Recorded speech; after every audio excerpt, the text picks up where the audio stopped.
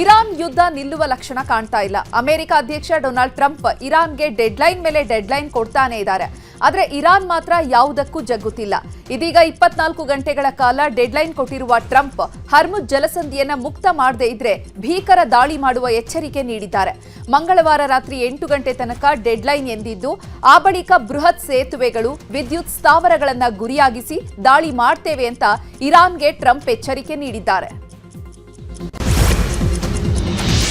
Trump warning ಬೆನ್ನಲ್ಲೇ ಮತ್ತೊಂದು ಕಡೆ ಸಂಧಾನ ಮಾತುಕತೆ ಪ್ರಸ್ತಾಪವು ತೆರೆಮರೆಯಲ್ಲಿ ನಡೆಯುತ್ತಾ ಇದೆ. ಹಾಗೆ ಈ ಸಂಬಂಧ ಇರಾನ್ ಹಾಗೂ ಅಮೆರಿಕಕ್ಕೆ 45 ದಿನಗಳ ಮಧ್ಯಂತರ ಕದನ ವಿರಾಮ ಘೋಷಣೆ ಬಗ್ಗೆ ಮಿತ್ರ ಪಕ್ಷಗಳು ಒತ್ತಾಯ ಮಾಡಿದ್ದು, ಮುಂದಿನ 45 ದಿನಗಳಲ್ಲಿ ಪೂರ್ಣ ಕದನ ವಿರಾಮದ ಬಗ್ಗೆ ಮಾತುಕತೆ ನಡೆಸಿ ಅಂತಿಮ ನಿರ್ಧಾರಕ್ಕೆ ಬನ್ನಿ ಎಂದು ಸಲಹೆಯನ್ನು ನೀಡಿದ್ದಾರೆ.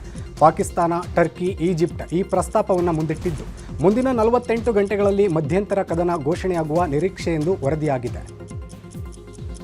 ಒಂದು ಕಡೆ ವಾರ್ನಿಂಗ್, ಮತ್ತೊಂದು ಕಡೆ ಸಂಧಾನ. ಈ ನಡುವೆ ಅಮೆರಿಕ ಇಸ್ರೇಲ್ ದಾಳಿಯಲ್ಲಿ IRGC ಇಂಟೆಲಿಜೆನ್ಸ್ ಮುಖ್ಯಸ್ಥರನ್ನ ಹತ್ಯೆ ಮಾಡಲಾಗಿದೆ. ಮೇಜರ್ ಜನರಲ್ ಮಜೀದ್ ಖಡೇಮಿಯನ್ನ ಹತ್ಯೆ ಮಾಡಿರುವುದಾಗಿ ಇಸ್ರೇಲ್ ಘೋಷಣೆಯನ್ನು ಮಾಡಿಕೊಂಡಿದೆ. ಯುದ್ಧ ಶುರುವಾದ 38 ದಿನಗಳಿಂದ ಅಮೆರಿಕ ಇಸ್ರೇಲ್ ಪಡೆಗಳು ಪ್ರಮುಖ ನಾಯಕರನ್ನ ಹತ್ಯೆ ಮಾಡುತ್ತಲೇ ಸಾಗಿವೆ. ಹಾಗೆ ಇಸ್ರೇಲ್ ರಕ್ಷಣಾ ಸಚಿವರು ಮಾತನಾಡಿ, ನಾವು ಇದೇ ರೀತಿ ಒಬ್ಬೊಬ್ಬರನ್ನೇ ಹತ್ಯೆ ಮಾಡುತ್ತಲೇ ಸಾಕ್ತೇವೆ ಎಂದು ಘೋಷಿಸಿದ್ದಾರೆ.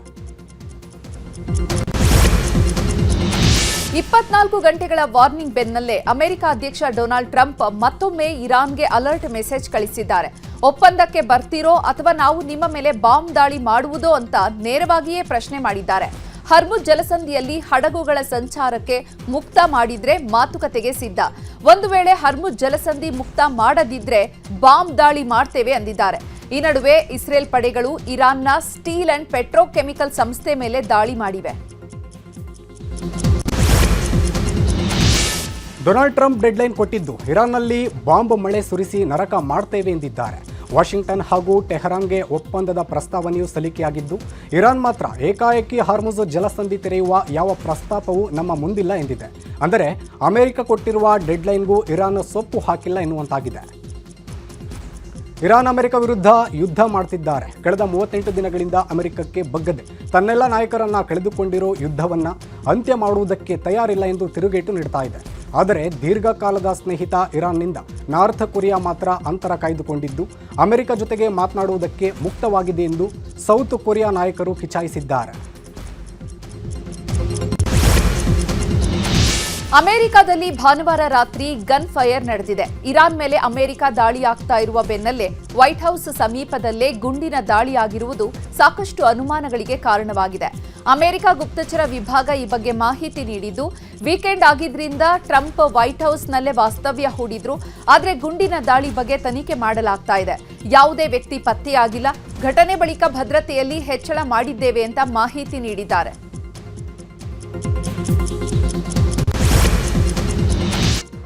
ಇದೀಗ ವಾರ ಎಫೆಕ್ಟ್ ಸುದ್ದಿಗಳನ್ನು ನೋಡ್ತಾ ಹೋಗೋಣ.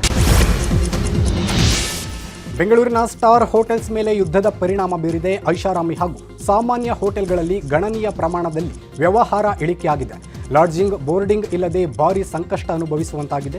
ಯುದ್ಧದ ಹಿನ್ನೆಲೆ ಬಹುರಾಷ್ಟ್ರೀಯ ಕಂಪನಿಗಳ ಸಭೆ ರದ್ದುವಾಗಿದ್ದು, MNC ಕಂಪನಿಗಳ ವಾರ್ಷಿಕ ಸಭೆ, ವಿದೇಶಿ ಪ್ರತಿನಿಧಿಗಳ ಸಭೆ ರದ್ದು ಆಗಿರುವುದು ಸಾಕಷ್ಟು ನಷ್ಟ ಉಂಟು ಮಾಡುವಂತೆ ಮಾಡಿದೆ. ಕೊಲ್ಲಿ ದೇಶಗಳಿಂದ ಬರ್ತಿದ್ದ ವಿಮಾನಗಳು ಬಂದಾಗಿದ್ದು, ಬೆಂಗಳೂರು ಸೇರಿ ರಾಜ್ಯಕ್ಕೆ ಬರ್ತಿದ್ದ ಪ್ರವಾಸಿಗರ ಸಂಖ್ಯೆ ಇಳಿಕೆಯಾಗಿದೆ. ಹೀಗಾಗಿ ಬೆಂಗಳೂರಿನಲ್ಲಿ 30% ರೂಮ್ ಬುಕಿಂಗ್ ಕಡಿತ ಆಗಿದೆ. ಒಂದು ತಿಂಗಳಲ್ಲಿ 200 ಕೋಟಿಗೂ ಅಧಿಕ ಕೋತಾ ಆಗಿರುವ ಅಂದಾಜಿದೆ. ಪ್ರವಾಸಿಗರ ನೆಚ್ಚಿನ ತಾಣ ಮೈಸೂರಿನಲ್ಲೂ ಯುದ್ಧದ ಪರಿಣಾಮ ಜೋರಾಗಿದೆ. ಹೋಟೆಲ್, ಲಾಡ್ಜ್, ರೆಸಾರ್ಟ್, ಹೋಮ್ ಸ್ಟೇಗಳು ಖಾಲಿಯಾಗಿವೆ. ಪ್ರವಾಸೋದ್ಯಮಕ್ಕೆ ಕೊಲ್ಲಿ ಯುದ್ಧ ಕೊಳ್ಳಿ ಇಟ್ಟಂತಾಗಿದೆ. ಮೈಸೂರಿನಲ್ಲಿ ಪ್ರವಾಸೋದ್ಯಮ ಸಂಪೂರ್ಣ ಕುಸಿತ ಆಗಿದ್ದು, 40% ಹೋಟೆಲ್ ರೂಮ್ಗಳು ಖಾಲಿಯಾಗಿದೆ. ವಾರಾಂತ್ಯದಲ್ಲೂ ಪ್ರವಾಸಿಗರು ಬರ್ತಾನೇ ಇಲ್ಲ. ವಿದೇಶಿ ಪ್ರವಾಸಿಗರಂತೂ ಮೈಸೂರಿನಲ್ಲಿ ಕಾಣೋದೇ ಇಲ್ಲ. ಅರಮನೆ ನೋಡಲು ಜನ ಬರ್ತಾ ಇಲ್ಲ. ಮೈಸೂರಿನ ಸುತ್ತಮುತ್ತ ತಾಣಗಳು ಕೂಡ ಖಾಲಿಯಾಗಿವೆ. ಉದ್ಯಮಕ್ಕೆ ಕಾರಣ ಏನಂತಂದರೆ, ಕಮರ್ಷಿಯಲ್ ಗ್ಯಾಸು ಸಮಸ್ಯೆ ಇತ್ಯರ್ಥ ಆಗಿಲ್ಲ. ಸಾಕಷ್ಟು ಹೋಟೆಲ್ಗಳು ಮುಚ್ಚಿದೆ. ಆಮೇಲೆ ಜನ ಕೂಡ ಪ್ರವಾಸಿಗರು ಹೆದರ್ತಾ ಇದ್ದಾರೆ. ಪ್ರವಾಸೋದ್ಯಮ ಮೈಸೂರು ಹೇಗೆ ಹೋಗೋದು, ಊಟ ತಿಂಡಿ ಸರಿಯಾಗಿ ಸಿಗುತ್ತೋ ಇಲ್ವೋ ಗೊತ್ತಿಲ್ಲ. ಎಲ್ಲ ಕಡೆನೂ ಸಮಸ್ಯೆ ಆಗಿಬಿಟ್ಟಿದೆ. ಕೆಲವು ಹೋಟೆಲ್ಗಳಲ್ಲಿ ಮುಚ್ಚಿದ್ದಾವೆ, ಕೆಲವು ಹೋಟೆಲ್ಗಳಲ್ಲಿ ಐಟಮ್ ಕಡಿಮೆ ಮಾಡಿದ್ದಾರೆ. ಮೈಸೂರಿಗೆ ಯಾರೇ ಥರ ಟೂರಿಸ್ಟ್ ಬರ್ತಾ ಇಲ್ಲ. ರೆಸ್ಟೋರೆಂಟ್ ಆಗ್ಬೋದು, ಮತ್ತು ಹೋಟೆಲ್ಸ್ ಆಗ್ಬೋದು ಎಲ್ಲ ಖಾಲಿ ಹೊಡಿತಾ ಇದೆ. ವ್ಯಾಪಾರ ಎಲ್ಲ ಕುಸ್ತಿದೆ. ಮೇಜರು ವಾರ್ ನಡೀತಾ ಇದೆ. ಅದೇ ಟೂರಿಸಮ್ ಯಾರೂ ಬರ್ತಾಯಿಲ್ಲ. ಪ್ರವಾಸೋದ್ಯಮ ಇಲಾಖೆ ತುಂಬಾ ಕುಸ್ತಿದೆ. ಕೊಲ್ಲಿ ರಾಷ್ಟ್ರಗಳಲ್ಲಿ ನಡೆಯುತ್ತಿರುವ ಮಹಾಯುದ್ಧದ ಆಘಾತ ಉತ್ತರ ಕನ್ನಡ ಜಿಲ್ಲೆ ಪ್ರವಾಸೋದ್ಯಮದ ಮೇಲೆ ಕರಿನೆರಳು ಬೀರಿದೆ. ಪ್ರವಾಸಿ ತಾಣಗಳು ಬಣ ಎನ್ನುತ್ತಿರುವುದು ಆರ್ಥಿಕತೆಗೆ ಪೆಟ್ಟು ಕೊಟ್ಟಂತಾಗಿದೆ. ದಾಂಡೇಲಿ, ಗೋಕರ್ಣ, ಮುರುಡೇಶ್ವರ, ಕಾರವಾರದಲ್ಲಿ ಜನರು ಬಾರದೆ ಖಾಲಿ ಎನ್ನುವಂತಾಗಿದೆ. ಪ್ರವಾಸಿಗರ ಸಂಖ್ಯೆಯಲ್ಲಿ ಭಾರಿ ಇಳಿಮುಖ ಆಗಿದೆ. ಯುದ್ಧದ ಬಳಿಕ ಪ್ರವಾಸೋದ್ಯಮದಲ್ಲಿ ಭಾರಿ ಕುಸಿತ ಆಗಿದ್ದು ವಾರಕ್ಕೆ 8 ರಿಂದ 10 ಕೋಟಿ ಲಾಭ ಆಗ್ತಾ ಇತ್ತು. ಯುದ್ಧದ ಬಳಿಕ ಆದಾಯ 4 ಕೋಟಿಗೆ ಕುಸಿದಿದೆ ಎನ್ನುತ್ತಿದ್ದಾರೆ. ಗ್ಯಾಸ್ ಇಲ್ಲದೆ ಪ್ರವಾಸಿಗರು ಕೇಳಿದ ತಿಂಡಿ ಕೊಡಲಾಗ್ತಾ ಇಲ್ಲ. ಪ್ರವಾಸಿಗರ ಬುಕ್ಕಿಂಗ್ ಶೇಕಡ 50ರಷ್ಟು ಕುಸಿದಿದೆ ಎನ್ನುವ ಮಾಹಿತಿ ಸಿಕ್ಕಿದೆ. ಹಾಸನ ಜಿಲ್ಲೆಯ ಪ್ರವಾಸೋದ್ಯಮಕ್ಕೆ ಯುದ್ಧಾಘಾತ ನೀಡಿದೆ. ಹೋಮ್ ಸ್ಟೇ ರೆಸಾರ್ಟ್ಗಳಿಗೆ ಯುದ್ಧದ ಬಿಸಿ ತಟ್ಟಿದೆ. ಗ್ಯಾಸ್ ಸಿಗದೆ ಊಟದ ಸಮಸ್ಯೆ ಎದುರಾಗಿದ್ದು ಜನರು ರೆಸಾರ್ಟ್ಗಳತ್ತ ಬರ್ತಾ ಇಲ್ಲ. ಗಣನೀಯವಾಗಿ ಕಡಿಮೆಯಾಗಿದೆ ಪ್ರವಾಸಿಗರ ಸಂಖ್ಯೆ. ವೀಕೆಂಡ್ಗಳಲ್ಲಿ ಭಾರಿ ಪ್ರಮಾಣದಲ್ಲಿ ಬಿಸಿನೆಸ್ ಮಾಡ್ತಿದ್ದವರಿಗೂ ವ್ಯಾಪಾರ ಇಲ್ಲದೆ ಕಂಗಾಲಾಗುವಂತೆ ಆಗಿದೆ. ಅದರಲ್ಲೂ ಕರ್ನಾಟಕದ ಸಕಲೇಶಪುರದ ವಿವಿಧ ಪ್ರೇಕ್ಷಣೀಯ ಸ್ಥಳಗಳಿದ್ದು ಇದನ್ನು ವೀಕ್ಷಿಸಲು ಸಾವಿರಾರು ಪ್ರೇಕ್ಷಕರು ಬರುತ್ತಾರೆ. ಹಾಗಾಗಿ ಸಕಲೇಶಪುರದ ಸುತ್ತಮುತ್ತ ಅನೇಕ ರೆಸಾರ್ಟ್ ಮತ್ತು ಹೋಮ್ ಸ್ಟೇಗಳು ನಡೆಯುತ್ತಿದ್ದು, ಆದರೆ ಯುದ್ಧದಿಂದಾಗಿ ಅನೇಕ ಕಡೆ ಅನಿಲದ ಕೊರತೆ ಎದ್ದು ಕಾಣುತ್ತಿದ್ದು ಪ್ರವಾಸಿಗರು ಬರುವವರ ಸಂಖ್ಯೆ ಕಡಿಮೆಯಾಗಿದೆ. ಬೆಂಗಳೂರಿನಲ್ಲಿರುವ ರಾಜ್ಯ ಬಿಜೆಪಿ ಕಚೇರಿಗೂ ಯುದ್ಧದ ಎಫೆಕ್ಟ್ ತಟ್ಟಿದೆ. ಕಮರ್ಷಿಯಲ್ ಸಿಲಿಂಡರ್ ಸಿಗದೆ ಪರದಾಡುವಂತಾಗಿದೆ. ವಿದ್ಯುತ್ ಒಲೆ ಮೊರೆ ಹೋಗಿದ್ದಾರೆ ಬಿಜೆಪಿ ಕಚೇರಿಯ ಸಿಬ್ಬಂದಿ. ನಿನ್ನೆಯಿಂದ ವಿದ್ಯುತ್ ಒಲೆಯಲ್ಲೇ ಅಡುಗೆ ತಯಾರಿ ಮಾಡಲಾಗ್ತಾ ಇದೆ. ವಿದ್ಯುತ್ ಬಯೋ ಒಲೆ ಮೂಲಕ ಅಡುಗೆ ತಯಾರಿ ಮಾಡಲಾಗ್ತಾ ಇದೆ. ಮಲ್ಲೇಶ್ವರಂನಲ್ಲಿರುವ ಬಿಜೆಪಿ ರಾಜ್ಯ ಕಚೇರಿ ಜಗನ್ನಾಥ ಭವನದಲ್ಲಿ ಯುದ್ಧ ಪರಿಣಾಮ ತಟ್ಟಿದೆ.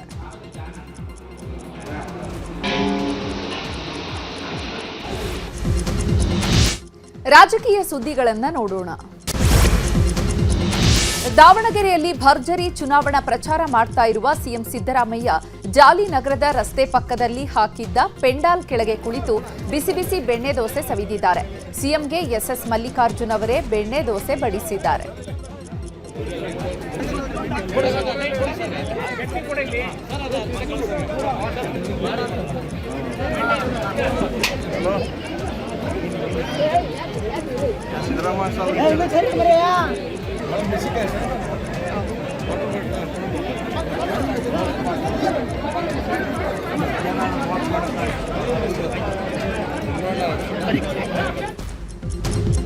ಇನ್ನು ದಾವಣಗೆರೆಯ ಬೂದಾಳ್ ರಸ್ತೆಯಲ್ಲಿರುವಂತಹ ದುಗ್ಗಮ್ಮ ಕಣದಲ್ಲಿ ಸಿಎಂ ಬಹಿರಂಗ ಸಭೆಯಲ್ಲಿ ಭಾಗಿಯಾಗಿದ್ದಾರೆ. ಈ ವೇಳೆ ಮುಸ್ಲಿಂ ನಾಯಕರು, ಮೌಲ್ವಿಗಳು ಸಿಎಂ ಸಿದ್ದರಾಮಯ್ಯ ಆಶೀರ್ವಾದ ಮಾಡಿದ್ದಾರೆ. ಸಿಎಂ ಸಿದ್ದರಾಮಯ್ಯ ಡೊಳ್ಳು ಬಾರಿಸುವ ಮೂಲಕ ಕಾರ್ಯಕ್ರಮಕ್ಕೆ ಚಾಲನೆ ನೀಡಿದ್ದು ಸಮರ್ಥ್ಗೆ ಮತ ನೀಡುವಂತೆ ಕೇಳಿಕೊಂಡಿದ್ದಾರೆ. ಏಪ್ರಿಲ್ 9ರಂದು ಚುನಾವಣೆ ಇದೆ. ನಮ್ಮ ಅಭ್ಯರ್ಥಿಗೆ ಮತ ಕೊಟ್ಟು ಗೆಲ್ಲಿಸಬೇಕು. ಎಲ್ಲರೂ ಮತದಾನದ ಹಕ್ಕು ಚಲಾಯಿಸಬೇಕು. ಕಾಂಗ್ರೆಸ್ ಚಿಹ್ನೆಗೆ ಮತ ನೀಡಿ. ಸಮರ್ಥ್ನ ವಿಧಾನಸೌಧಕ್ಕೆ ಕಳುಹಿಸಿಕೊಡಿ. ನಮ್ಮ ಸರ್ಕಾರ ಇನ್ನು 2 ವರ್ಷ ಇರುತ್ತೆ. ಸಮರ್ಥ್ ಗೆದ್ರೆ ನಿಮ್ಮ ಕ್ಷೇತ್ರದಲ್ಲಿ ಎಲ್ಲ ಕೆಲಸ ಆಗುವ ಸಾಧ್ಯತೆ ಇದೆ ಅಂತ ಹೇಳಿದ್ದಾರೆ. 9ನೇ ತಾರೀಕು ಉಪಚುನಾವಣೆ ನಡೀತಾ ಇದೆ. ಅವತ್ತು ನೀವೆಲ್ಲರೂ ಕೂಡ ನಮ್ಮ ಅಭ್ಯರ್ಥಿಗೆ ಆಶೀರ್ವಾದ ಮಾಡಿ ಅವರನ್ನು ವಿಧಾನಸಭೆಗೆ ಕಳಿಸಿಕೊಡಬೇಕು ಅಂತೇಳಿ ಪ್ರಭಾ ಮಲ್ಲಿಕಾರ್ಜುನ ಅವರು ಮತ್ತೆ ಮಲ್ಲಿಕಾರ್ಜುನ್ ಅವರು ನಿಮ್ಮಲ್ಲಿ ಮನವಿ ಮಾಡಿದ್ದಾರೆ. ದಯಮಾಡಿ ನೀವೆಲ್ಲರೂ ಕೂಡ ತಪ್ಪಿಸ್ಕೋಬಾರದು. ಯಾಕಂತಂದ್ರೆ ಈ ವೋಟ್ ಇದೆಯಲ್ಲ, ಹಕ್ಕಿದೆಯಲ್ಲ, ಸಂವಿಧಾನಬದ್ಧವಾಗಿ ಕೊಟ್ಟಿರ್ತಕ್ಕಂಥ ಹಕ್ಕು. ಈ ಹಕ್ಕನ್ನು ಚಲಾಯಿಸ್ತಕ್ಕಂಥದ್ದು ಪ್ರತಿಯೊಬ್ಬರ ಕರ್ತವ್ಯ. ಅದಕ್ಕೋಸ್ಕರ ನೀವೆಲ್ಲರೂ ಕೂಡ ಮತಗಟ್ಟೆಗೆ ಹೋಗ್ಬೇಕು. ಅಷ್ಟಕ್ಕೆ ತಾವೆಲ್ಲ ಮತ ಹಾಕಿ ಸಮರ್ಥ ಅವರನ್ನ ವಿಧಾನಸಭೆಗೆ ಕಳಿಸಿಕೊಡಬೇಕು ಅಂತೇಳಿ ನಾನು ಕೂಡ ನಿಮ್ಮಲ್ಲಿ ಪ್ರಾರ್ಥನೆಯನ್ನ ಮಾಡ್ತೇನೆ. ಚುನಾವಣಾ ಪ್ರಚಾರದ ನಡುವೆಯೂ ಬಿಜೆಪಿ ವಿರುದ್ಧ ಸಿದ್ದರಾಮಯ್ಯ ವಾಗ್ದಾಳಿ ನಡೆಸಿದ್ದಾರೆ. ಬಿಜೆಪಿ ಕರ್ನಾಟಕದಲ್ಲಿ 9 ವರ್ಷ ಅಧಿಕಾರದಲ್ಲಿ ಇದ್ರು. ನಾವು ಕೆಲಸ ಮಾಡಿದ್ದನ್ನ ಹೇಳಿ ಓಟು ಕೇಳ್ತೀವಿ. ಆದರೆ ಬಿಜೆಪಿ ಅವರಿಗೆ ನನ್ನನ್ನು ಟೀಕೆ ಮಾಡೋದೇ ಕೆಲಸ ಆಗಿದೆ. ನಾನು ಬಡವರ ಪರ ಕೆಲಸ ಮಾಡ್ತಿದ್ದೇನೆ. ಎಲ್ಲ ಜಾತಿ ಧರ್ಮ ಒಳಗೊಂಡ ಪಕ್ಷ ಕಾಂಗ್ರೆಸ್. ಆದರೆ ಬಿಜೆಪಿ ಧರ್ಮ ಒಡೆಯುವ ಕೆಲಸ ಮಾಡ್ತಿದ್ದಾರೆ. ಯಡಿಯೂರಪ್ಪಗೆ ನಾಚಿಕೆ ಆಗಲ್ಲ. ಒಬ್ಬೊಬ್ಬರಿಗೆ 25 ಕೋಟಿ ಕೊಟ್ಟು ಹಿಂಬಾಗಿಲಿನಿಂದ ಅಧಿಕಾರಕ್ಕೆ ಬಂದಿದ್ದಾರೆ. ಬಿಜೆಪಿಯವರು ಕಡು ಭ್ರಷ್ಟರು. ಯತ್ನಾಳ್ ಕರೆ ತಂದು ಪ್ರಚಾರ ಮಾಡ್ತಿದ್ದಾರೆ. ಆದರೆ ನಮ್ಮ ಅಭ್ಯರ್ಥಿ ಗೆಲ್ಲೋದು ಖಚಿತ ಅಂತ ಹೇಳಿದ್ದಾರೆ. ಬಿಜೆಪಿ ಕರ್ನಾಟಕದಲ್ಲಿ 9 ವರ್ಷಗಳ ಕಾಲ ಅಧಿಕಾರದಲ್ಲಿದ್ದರು. 9 ವರ್ಷಗಳ ಕಾಲ ಅಧಿಕಾರದಲ್ಲಿದ್ದರು. ಈ 9 ವರ್ಷಗಳಲ್ಲಿ ಅವರು ಪ್ರಚಾರ ಮಾಡ್ತಾ ಇರ್ತಕ್ಕಂಥದ್ದು, ನಾವು 9 ವರ್ಷಗಳಲ್ಲಿ ಇಂತಿಂಥ ಕೆಲಸಗಳನ್ನು ಮಾಡಿದ್ದೇವೆ, ಅವರು ಯಾವ ಕೆಲಸ ಮಾಡಿದ್ದೀವಿ ಅಂತ ಹೇಳಲ್ಲ, ಏನು ಅಭಿವೃದ್ಧಿ ಕೆಲಸ ಮಾಡಿದ್ದೀವಿ ಅಂತ ಹೇಳಲ್ಲ. ಅದ್ರ ಬದಲಿಗೆ ಸಿದ್ದರಾಮಯ್ಯನನ್ನ ಟೀಕೆ ಮಾಡೋದು, ನಮ್ಮ ಸರ್ಕಾರವನ್ನ ಟೀಕೆ ಮಾಡೋದು. ಯಾಕೆ ಮಾಡ್ತಾರೆ ಅಂತಂದ್ರೆ, ನಾನು ಬಡವರ ಪರವಾಗಿ ಕೆಲಸ ಮಾಡ್ತಾ ಇದ್ದೇನೆ ಅಂತಕ್ಕಂಥ ಕಾರಣಕ್ಕೋಸ್ಕರವಾಗಿ ನನ್ನನ್ನು ಟೀಕೆ. ಉಪಚುನಾವಣೆ ಕಣ ರಂಗೇರಿದ್ದು ಎರಡೂ ಪಕ್ಷಗಳು ಭರ್ಜರಿ ಪ್ರಚಾರ ಮಾಡ್ತಾ ಇವೆ. ಉಪಚುನಾವಣೆ ಬಗ್ಗೆ ಬೆಂಗಳೂರಿನಲ್ಲಿ ಮಾತನಾಡಿದ ವಿಪಕ್ಷ ನಾಯಕ ಆರ್ ಅಶೋಕ್, ನಮಗೆ ಬಾಗಲಕೋಟೆ, ದಾವಣಗೆರೆ ಎರಡೂ ಕಡೆ ಗೆಲುವಿನ ಭರವಸೆ ಇದೆ. ಕಾಂಗ್ರೆಸ್ಗೆ ಸೋಲುವ ಭೀತಿ ಇದೆ. ಬಿಜೆಪಿ ದೊಡ್ಡ ಮಟ್ಟದಲ್ಲಿ ಗೆಲ್ಲುವ ವಿಶ್ವಾಸ ಇದೆ ಅಂತ ಹೇಳಿದ್ದಾರೆ. ದಾವಣಗೆರೆಯಲ್ಲಿ ಮಾತನಾಡಿರುವಂತಹ ಕೇಂದ್ರ ಸಚಿವ ಪ್ರಹ್ಲಾದ್ ಜೋಶಿ, ಉಪಚುನಾವಣೆಯಲ್ಲಿ ನಾವೇ ಗೆಲ್ತೀವಿ, ಕುಟುಂಬ ರಾಜಕಾರಣಕ್ಕೆ ಸೋಲಾಗುತ್ತದೆ ಎಂದಿದ್ದಾರೆ. ಸಾಲಗಾರ ಕಾಂಗ್ರೆಸ್ ಅಲ್ಲಿ ಗೊಂದಲ ಇದೆ, ದಾವಣಗೆರೆಯಲ್ಲೂ ಗೊಂದಲ ಇದೆ. ಮುಸ್ಲಿಮರು ವೋಟ್ ಮಾಡಲ್ಲ ಅಂತ ಕೂತಿದ್ದಾರೆ. ಅದೇ ರೀತಿ ಬಾಗಲಕೋಟೆಯಲ್ಲೂ ಕೂಡ ಅವ್ರ ಮನೆಯಲ್ಲೇ ಯಾರು ಕಾಂಗ್ರೆಸ್ ಅಭ್ಯರ್ಥಿ ಇದ್ದಾರೆ ಅವ್ರ ಮನೆಯಲ್ಲೇ ಗೊಂದಲ ಇದೆ. ಈಗಿರುವಂಥ ಅವರ ಇಂಟೆಲಿಜೆನ್ಸಿ ರಿಪೋರ್ಟ್ ಪ್ರಕಾರ ಸೋಲ್ತೀರಿ ಅಂತ ಮಾಹಿತಿ ಬಂದು ಕೇರಳಗೆ ಹೋಗಿದ್ದಂಥ ಮುಖ್ಯಮಂತ್ರಿ ಮತ್ತೆ ವಾಪಸ್ ಓಡಿ ಬಾಗಲಕೋಟೆಗೆ ಬರ್ತಾ ಇದ್ದಾರೆ. ಕಳೆದ 3 ವರ್ಷದ ಅಭಿವೃದ್ಧಿ ಶೂನ್ಯ. ಕರ್ನಾಟಕವನ್ನ ಸಾಲಗಾರರ ರಾಜ್ಯವನ್ನ ಮಾಡದಂಥದ್ದು ಸಿದ್ದರಾಮಯ್ಯ. ಅಭಿವೃದ್ಧಿ ಇಲ್ಲ, ಅನ್ನಭಾಗ್ಯಕ್ಕೆ. ಇಡೀ ದೇಶದಲ್ಲಿ ಏನು ಚುನಾವಣೆ ನಡೀತಾ ಇದೆ, ವೆಸ್ಟ್ ಬೆಂಗಾಲ್ದಲ್ಲಿ ಕಾಂಗ್ರೆಸ್ ಈಸ್ ನೋವೇರ್. ಆನಂತರ ಅಸ್ಸಾಂದಲ್ಲಿ ಉಚಿತ ಘೋಷಣೆ ಉಚಿತ, ಸೋಲು ಖಚಿತ ಅನ್ನುವಂಥ ಸ್ಥಿತಿಯಲ್ಲಿ ಇದ್ದಾರೆ. ಭಾಳ ಹೆವಿಲಿ ದೇ ಆರ್ ಲೂಸಿಂಗ್.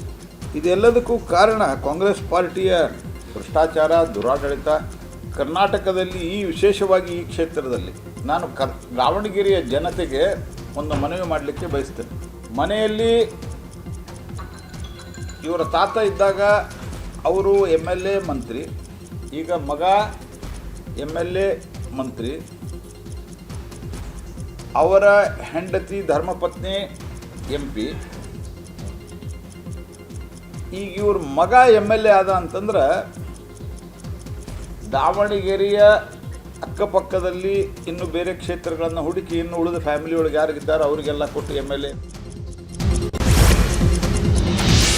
ಮಂಡ್ಯಕ್ಕೆ ಕೈಗಾರಿಕೆ ತಂದೆ ತರ್ತೇನೆ ಎಂದು ಕೇಂದ್ರ ಸಚಿವ ಕುಮಾರಸ್ವಾಮಿ ದಿಶಾ ಸಭೆಯಲ್ಲಿ ಹೇಳಿದ್ದಾರೆ. ಕೈಗಾರಿಕಾ ಸ್ಥಾಪನೆ ವಿಚಾರ ಚರ್ಚೆ ಮಾಡಿದ್ದು, ಮಂಡ್ಯ ಜಿಲ್ಲೆಯ ಯುವ ಜನತೆಗೆ ಉದ್ಯೋಗ ನೀಡುವ ನಿಟ್ಟಿನಲ್ಲಿ ಕೈಗಾರಿಕೆ ತರಲು ಕೇಂದ್ರ ಸರ್ಕಾರದಿಂದ 780 ಕೋಟಿ ಹಣ ಖರ್ಚು ಮಾಡಲು ಸಿದ್ಧವಿದೆ. ಮೇ ತಿಂಗಳಿನಲ್ಲಿ ಗುದ್ದಲಿ ಪೂಜೆ ಮಾಡಲು ಮುಂದಾಗಿದ್ದೇವೆ. ARAI ತಂಡ ಪರಿಶೀಲನೆ ಮಾಡಿ ವರದಿ ಸಲ್ಲಿಸಿದೆ. ಯಾವುದೇ ಕಾರಣಕ್ಕೂ ARAI ಯೋಜನೆ ಮಾಡಿಯೇ ಸಿದ್ಧ ಎಂದು ಕುಮಾರಸ್ವಾಮಿ ಸ್ಪಷ್ಟನೆಯನ್ನು ನೀಡಿದ್ದಾರೆ. ARAI ಕೇಂದ್ರ ಯೋಜನೆಗೆ ಆರಂಭದಲ್ಲೇ ವಿಘ್ನ ಎಂಬ ವರದಿ ಬಂದಿದೆ. ನಮ್ಮ ಇಲಾಖೆಯಿಂದ 780 ಕೋಟಿ ವೆಚ್ಚದಲ್ಲಿ ಕೇಂದ್ರ ಸ್ಥಾಪನೆ ಆಗಲಿದೆ. ಈ ವಿಚಾರ 8 ರಿಂದ 10 ದಿನಗಳ ಒಳಗೆ ಕ್ಯಾಬಿನೆಟ್ಗೆ ಬರಲಿದೆ. ನನಗೆ ಈ ಜಿಲ್ಲೆಯ ಜನರ ಋಣ ತೀರಿಸಬೇಕಾಗಿದೆ ಅಂತ ಹೇಳಿದರು.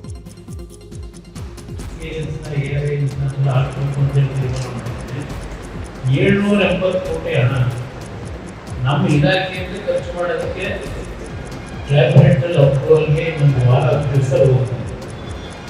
ನಾನು ಮೇ ತಿಂಗಳಲ್ಲಿ ಬುದ್ಧಿ ಪೂಜೆ ಮಾಡಿಸ್ಬೇಕು. ನಮ್ಮ ರವಿಯವರು ಭಾಳ ಚರ್ಚೆ ಮಾಡೋರು ಆ ಮಂತ್ರಿಗಳಿಗೆ ಜಾಗ ಕೊಡ್ತೀನಿ ಬಸರಾಳ ಒಂದು ಮಾಡಲಿ ಅಂತ ಟೆಸ್ಟಿಂಗ್ ಏಜೆನ್ಸಿನ ARAI ಮುಖಾಂತರ ಹಾಕಬೇಕು ಅಂತ ಹೇಳಿ ತೀರ್ಮಾನ ಮಾಡಿದ್ದೀನಿ. 780 ಕೋಟಿ ಹಣ. ಮಾಜಿ ಶಾಸಕ ಡಾಕ್ಟರ್ ಕೆ ಅನ್ನದಾನಿ ನನ್ನ ಸಂಸಾರ ಹಾಳು ಮಾಡಿದ್ದಾರೆ, ನನ್ನ ಪತ್ನಿ ಜೊತೆ ಅಕ್ರಮ ಸಂಬಂಧ ಹೊಂದಿದ್ದಾರೆ ಅಂತ ವ್ಯಕ್ತಿಯೊಬ್ಬರು ಕುಮಾರಸ್ವಾಮಿ ಕಾಲಿಗೆ ಬಿದ್ದು ಗೋಳಾಡಿದ್ದಾರೆ.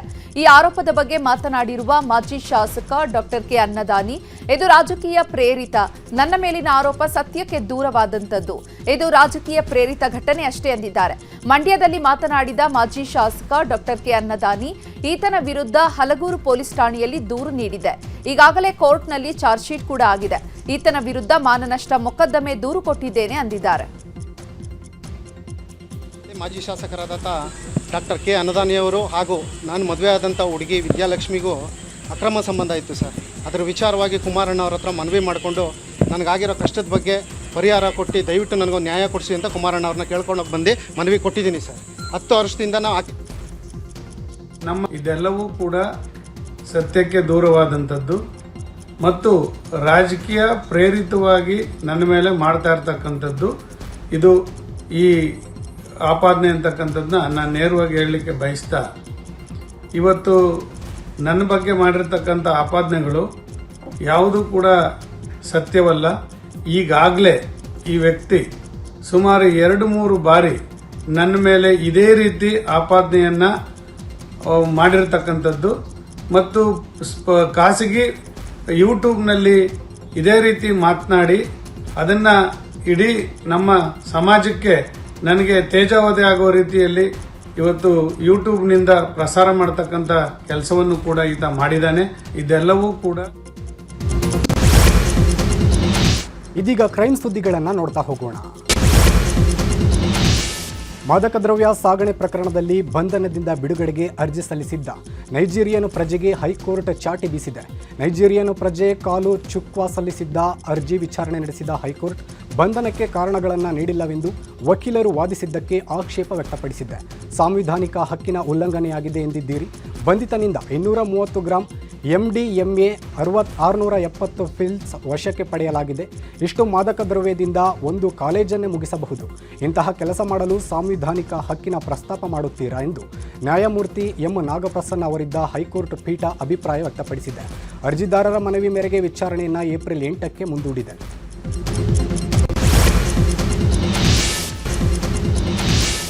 ಪ್ರೀತಿ ನೆಪದಲ್ಲಿ ಲವ್ ಸೆಕ್ಸ್ ಧೋಖಾ ಪ್ರಕರಣ ಸಂಬಂಧ ಕಡೆಗೂ ಆರೋಪಿ ವಿರುದ್ಧ ಬೆಳಗಾವಿ ಶಹಾಪುರ ಠಾಣೆ ಪೊಲೀಸರು ಪ್ರಕರಣ ದಾಖಲಿಸಿಕೊಂಡು ಆರೋಪಿಯನ್ನು ಅರೆಸ್ಟ್ ಮಾಡಿದ್ದಾರೆ. ಸಂತ್ರಸ್ತೆ ನೀಡಿದ ದೂರು ಆಧರಿಸಿ ಯುವತಿಗೆ ಮೋಸ ಮಾಡಿದ್ದ ಈಶ್ವರ ಸಿಂಗ್ ಬಡಗೂಜರ್ನ ಬಂಧನ ಮಾಡಿದ್ದಾರೆ. ಫೇಸ್ಬುಕ್ನಲ್ಲಿ ಯುವತಿ ಪರಿಚಯ ಮಾಡಿಕೊಂಡಿದ್ದ ಈಶ್ವರ್ ಸಿಂಗ್ ಮದುವೆ ಆಗುವುದಾಗಿ ನಂಬಿಸಿ ಅತ್ಯಾಚಾರವೆಸಗಿದ್ದ. ಅಲ್ಲದೆ ಯುವತಿಯಿಂದ 150 ಗ್ರಾಂ ಚಿನ್ನ, 19 ಲಕ್ಷ ರೂಪಾಯಿ ಕೂಡ ವಸೂಲಿ ಮಾಡಿದ್ದಂತೆ.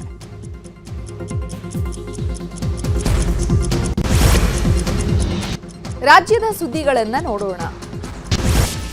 ರೈತರು ಬೆಳೆದ ಬೆಳೆಗೆ ಬೆಲೆ ಸಿಗಬೇಕು ಎಂಬ ಕಾರಣಕ್ಕೆ ಸರ್ಕಾರ ಬೆಂಬಲ ಬೆಲೆಯಲ್ಲಿ ಕುಸುಬಿ ಖರೀದಿಗೆ ದರ ನಿಗದಿ ಮಾಡಿ ಘೋಷಣೆ ಮಾಡಿತ್ತು. ಆದರೆ ಕೊಪ್ಪಳದಲ್ಲಿ ಮಾತ್ರ ಕುಸುಬಿ ಕೇಂದ್ರವನ್ನು ಆರಂಭಿಸಿರಲಿಲ್ಲ. ಹೀಗಾಗಿ ಈ ಕುರಿತು ನ್ಯೂಸ್ 18ನಲ್ಲಿ ಮಾರ್ಚ್ 27ರಂದು ಕನ್ನಡ ನಾಡಿ ಕಾರ್ಯಕ್ರಮದಲ್ಲಿ ಸವಿಸ್ತಾರವಾದ ವರದಿ ಬಿತ್ತರ ಮಾಡಲಾಗಿತ್ತು. ಸದ್ಯ ವರದಿ ಪರಿಣಾಮವಾಗಿ ಈಗ ಕೊಪ್ಪಳ ಜಿಲ್ಲೆಯಲ್ಲಿ ಕುಸುಬಿ ಖರೀದಿ ಕೇಂದ್ರ ಆರಂಭಿಸಲು ಸರ್ಕಾರ ಆದೇಶ ಹೊರಡಿಸಿದೆ. ಇದಕ್ಕೆ ರೈತರು ಸಂತಸಗೊಂಡಿದ್ದು ನ್ಯೂಸ್ 18 ಕಾರ್ಯಕ್ಕೆ ಧನ್ಯವಾದ ತಿಳಿಸಿದ್ದಾರೆ. ನಾಳೆ ದ್ವಿತೀಯ ಪಿಯುಸಿ ಫಲಿತಾಂಶ ಪ್ರಕಟ ಬಹುತೇಕ ಡೌಟ್ ಎನ್ನಲಾಗ್ತಾ ಇದೆ. ಈ ಹಿಂದೆ ನಾಳೆ ಪರೀಕ್ಷಾ ಫಲಿತಾಂಶ ಬಿಡುಗಡೆ ಮಾಡುವುದಾಗಿ ಕೆಎಸ್ಇಎಬಿ ಹೇಳಿತ್ತು. ಆದರೆ ಕೊನೆ ಹಂತದ ಮೌಲ್ಯಮಾಪನ ಕೆಲಸ ಬಾಕಿ ಉಳಿದಿರುವ ಹಿನ್ನೆಲೆ ನಾಳೆ ಫಲಿತಾಂಶ ಪ್ರಕಟ ಇಲ್ಲ ಅಂತ ನ್ಯೂಸ್ 18ಗೆ ಕೆಎಸ್ಇಎಬಿ ಅಧ್ಯಕ್ಷ ಪ್ರಕಾಶ್ ನಿಟ್ಟಾಳಿ ಮಾಹಿತಿ ನೀಡಿದ್ದಾರೆ. ವೀಕೆಂಡ್ನಲ್ಲಿ ಅಜ್ಜಿ ಮನೆಯಲ್ಲಿ ಡ್ಯಾನ್ಸಿಂಗ್ ಸ್ಟಾರ್ ಪ್ರಭುದೇವ ಕಾಲ ಕಳೆದಿದ್ದಾರೆ. ಮೈಸೂರಿನ ನಂಜನಗೂಡು ತಾಲೂಕಿನ ಕೆಂಬಾಳು ಸಮೀಪದ ತೋಟದ ಮನೆಯಲ್ಲಿ ಪ್ರಭುದೇವ ವಾಸ್ತವ್ಯ ಹೂಡಿದ್ದು ಸಾಮಾನ್ಯರಂತೆ ತೋಟದ ಜಗುಲಿಯಲ್ಲಿ ನೆಮ್ಮದಿಯಿಂದ ನಿದ್ದೆ ಮಾಡಿರುವ ವಿಡಿಯೋ ಇದೀಗ ಸೋಷಿಯಲ್ ಮೀಡಿಯಾದಲ್ಲಿ ವೈರಲ್ ಆಗಿದೆ.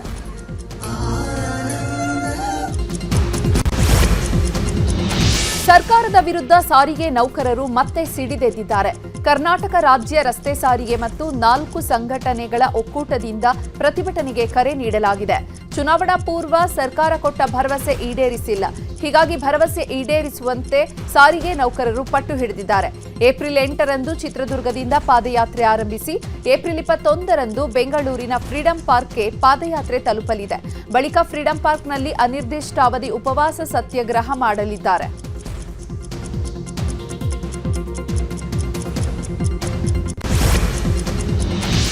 ಇದೀಗ ದೇಶದ ಸುದ್ದಿಗಳನ್ನು ನೋಡ್ತಾ ಹೋಗೋಣ.